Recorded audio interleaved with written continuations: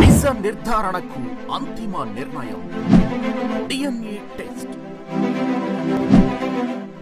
ఉన్నది ఉన్నట్లుగా వాస్తవాలను శోధించి వివరించే మన డిఎన్ఏ టీవీ, మన రాష్ట్రం, మన channel.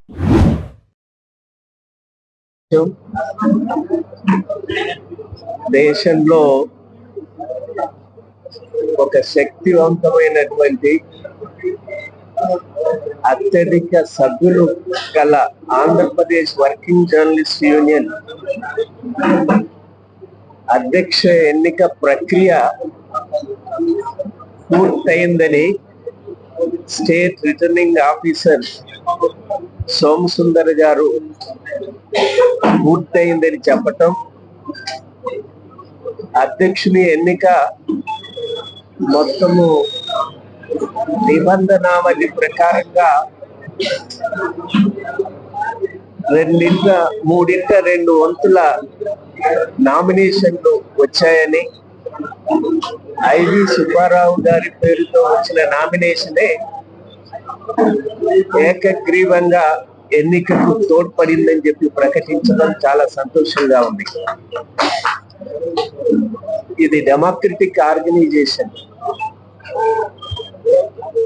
Andhra Pradesh working journalist union దేశంలో కలకత్తా తర్వాత, పశ్చిమ బెంగాల్ తర్వాత ఒక సుదీర్ఘ చరిత్ర గల వర్కింగ్ జర్నలిస్ట్ల organisation Andhra Pradesh working journalist union.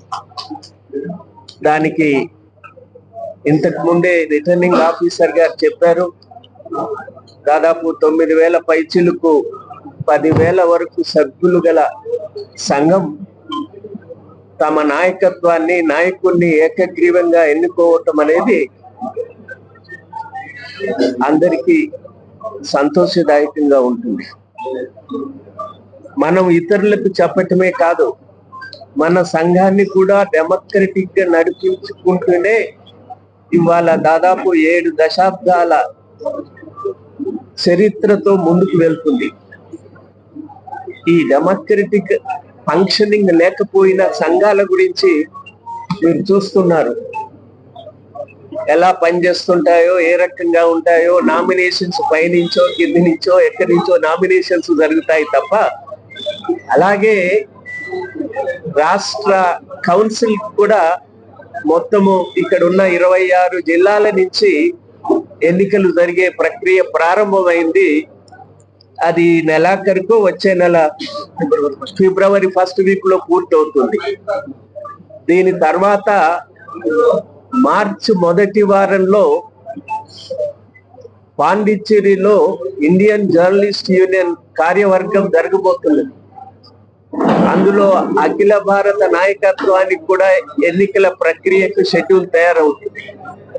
మన ఆర్గనైజేషన్స్ ప్రజాస్వామ్యయుతంగా పనిచేస్తున్నాయి కాబట్టే ఆదరణ ఇంతకాలంగా కొనసాగటం అనేది జరుగుతుంది. దీనికి నిర్వహించిన స్టేట్ రిటర్నింగ్ ఆఫీసర్ సోమసుందర్ గారిని, ఆయన సహాయకులుగా పనిచేసినటువంటి ఎస్కే బాబు గారిని, యునానిమస్ గా ఎన్నికైనటువంటి మిత్రులు ఐవి సుబ్బారావు గారికి మనసారా అభినందనలు తెలియజేస్తున్నాను.